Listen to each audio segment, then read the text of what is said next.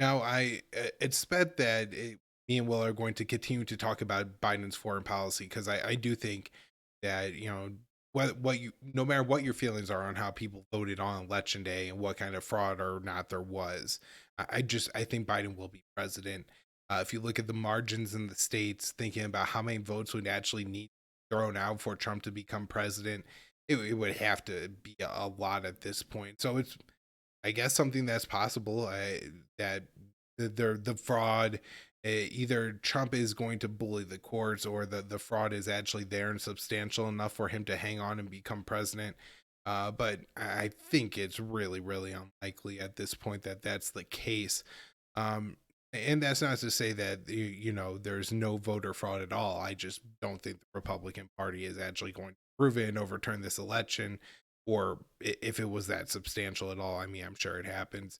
And to what degree, I don't think we know. And I've seen a lot of people posting interesting stuff on both sides of it. There have been some actual decent articles debunking some of the claims.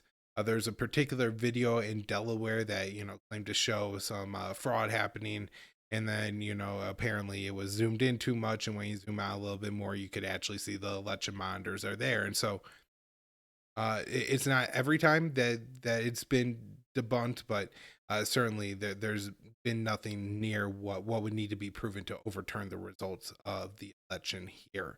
I also think it's pretty unlikely that the next thing we'll get into a scenario we'll get into that Trump is trying to orchestrate any kind of coup.